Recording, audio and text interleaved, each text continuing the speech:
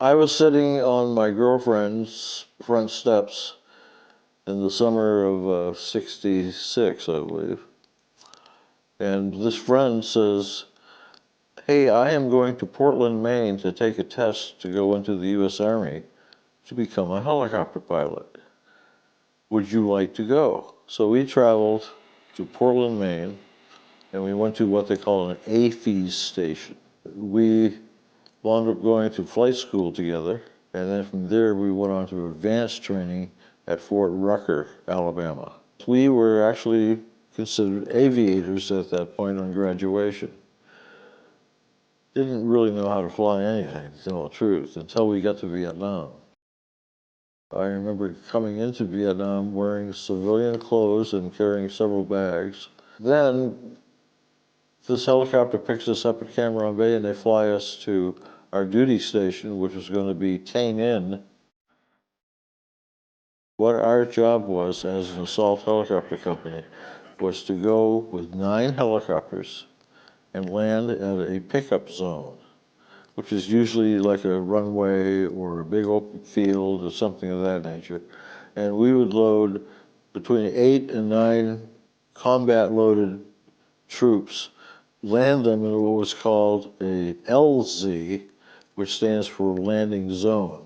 These guys would all disembark from the helicopters and go out and beat the bushes all day, trying to find either the North Vietnamese Army regulars or what they call the political Viet Cong.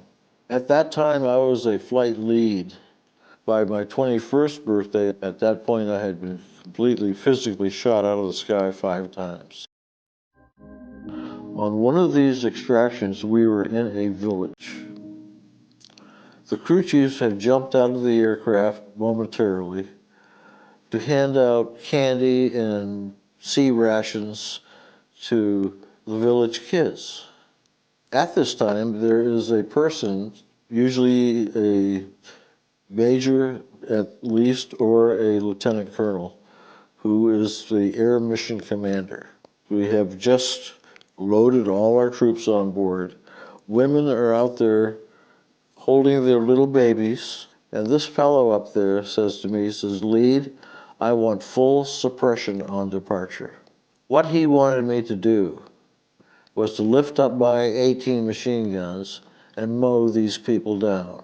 I radioed back, "Sir, there are no male indigenous Vietnamese personnel in sight anywhere, only women and children." He comes back, "I told you full suppression on departure." I said, "Sir, I repeat, we're not receiving any kind of fire of any kind." "I told you full suppression on departure." I said, "Flight, this is lead. I want individual aircraft commanders to use your discretion, but please don't kill anybody." We got out of there. 3 days later, I'm in my quarters, and 2 military MPs walk in saying, "Are you Mr. Avery?" Yeah. Yeah, I am. "Get dressed, sir. You're going with us." I had countermanded a direct order. I did the right thing. Excuse me.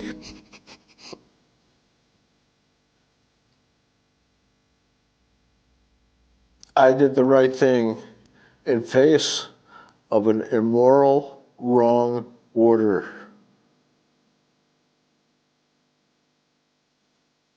I would not be able to live with myself had I allowed that to actually happen.